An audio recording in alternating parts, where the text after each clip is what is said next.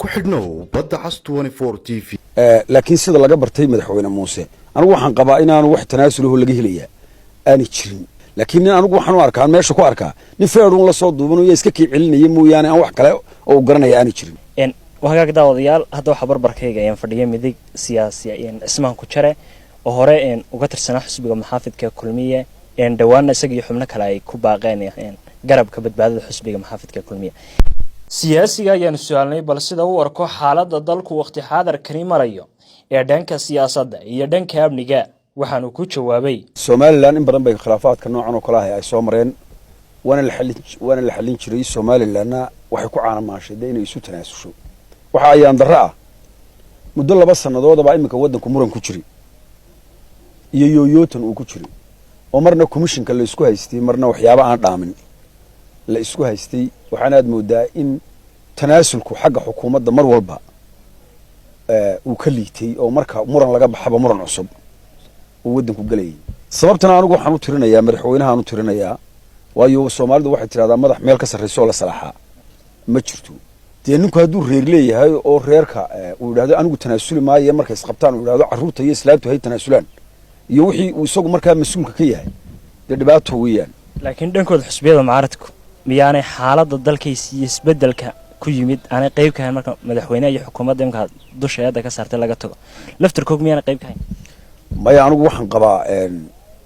mucaaradku weligii iyo alihiiba anagu kulmiyaanu hayn sidan si ka adag ayaan u dhaqmi jiray waliba iyagu waxay imanka ku baaqeen inay xafiisadooda isugu yimaadaan annagu waxaanu ku baaqi jiray in beerta xorriyadda la isugu yimaado xukuumaddii markaa jirtayna hareeraha un bay biliisku ka mari jireen nabadgelyadu bay ilaalin jireen laakiin xidhxidhidan iyo caburidan iyo ma garanaysaa weerarkan lagu qaadayo dimay jirin waxa la yidhi ninbaa wuxuu ku xumaabaa la yidhi dhulka dabadeetna dhulku dadka ka qaadi jiray oo ka boobi jiray maalintii dambe ninkii masaajid soo galay dabeetana markuu masaajidkii soo galay buu wadaad baa wacdi ka marinaya cabaar markii uu wadaadkii dhageystay ayaa ninkii wadaadkii wuxuu galay baabkii dhulka todobada dhul baa qoorta loogu duubaya waa la cadaabaya naarta lagu fogeynaya wadaadkii markuu galay ayaa ninkii odayga ahaa ee dhulka dadka ka qaadi jiray baa marba suxul ku fadhiistay oo wuxuu xamil waayay hadalkii iyo wacdigii wadaadkii meesha ka soconayay nin garanaya oo inuu dadka dhulka ka qaadi jirayna garanayo meel halkaas oo kala soo fadhiya ayaa arkay ninkii marba suxul dhigaya wuxuu ku yiri maxaad marba suxul la dhigaysaa dhigayso wadaadku si wanaagsan u dhigayso mid kale oo ag fadhiya Soomaalidu ila qabaa'ilkay ku xuntahay halkaas oo kala fadhiyo oo ay isku reer yihiin ninkan dadka dhulka ka qaadi jiray ayaa yiri war aakhiraha hadii qoorta loogu duubaa anaga la jiidayna adiga maxaa ka galay marka waxa leeyahay madaxweynaha cid kula jiidaysa mas'uuliyadda aakhira ma jirto reerkiinuna kula jiidi maayo kuwa kula socda ee ku garab ordayaan kula jiidi maayaan kuwa beenta ku sheegaya intay muraayadaha greenka ku galiyaan koonay wadanka xaaladiisu waa caadina kula jiidi maayaan wadanka adiga ka mas'uula laakiin siyaasiyan marka imka xaaladda dalka la eego in wada hadal ba loo bilaabay imka xisbiyada mucaaradka gaar ahaan wadan iyo xukuumadii in ergadii waxay sheegtay inay xaqii wadani ka soo dhamaatay oo madaxweynaha hadhay